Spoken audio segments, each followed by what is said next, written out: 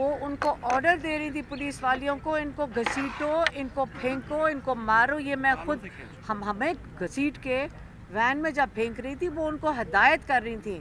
اور وہ ایکچولی مجھے لگتا ہے ان کی ترقیاں اسی پہ ہیں. ان کو شاباش ملتی ہے کہ اگر آپ، اور مجھے افسوس یہ عورت ہوں اور یہ پاکستان کا یہ نظام نہیں ہے ایسی عورتیں، اور مجھے نہ کوئی بتائے کہ یہ مرد ہیں یا عورتیں ہیں. عورت ہو یا مرد ہو، شرم آنی چاہیے عورتوں کو یہ کرتے ہوئے، کیونکہ آپ پوری پاکستان کے معاشرے کو ڈیمیج کر رہے ہو. اور ایسی عورتیں ان کو صبر سے نکال دینا چاہیے، باہر پھینکنا چاہیے. یہ پاکستان کی نہ ہماری اخلاقیات کے خلاف ہیں. اور یہ جو اس کا نام تھا گلناز، یہ ایس ایچ او تھی. اوپر سے ایس پی آرڈر دیتی ہے وہ بھی عورت ہے، اے ایس پی آرڈر دیتی ہے وہ بھی عورت ہے. تو یہ جو ساری جو خواتین لگائی ہیں، آپ یہاں پہ کہتے ہیں جی عورتوں کے حقوق وغیرہ، یہ عورتوں کی انسلٹ ہے.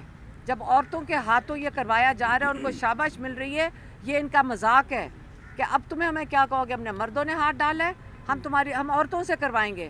یہ عورتیں عورتوں کی انسلٹ ہے، ان کو نکال کے باہر پھینکنا چاہیے سروس سے. ایک دوسرا جو آپ نے کیا پوچھا تھا؟ ہسپتال گئی تھی نورین آپ؟ ہم ہسپتال گئے تھے، ہم پولی کلینک ان کو لے کے گئے تھے. ان کے بازو سوجے ہوئے تھے، ان کا ایکس رے کروایا، کیونکہ جیسے کہا کہ ان کا پہلے فریکچر ہو چکا ہے.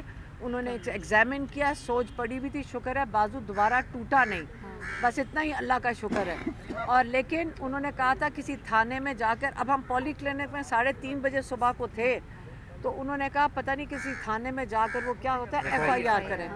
میں نے کہا وہی تھانہ ہے جنہوں نے مارا تھا، کون سی یہاں پاکستان میں ایف آئی آر درج ہوئے گی؟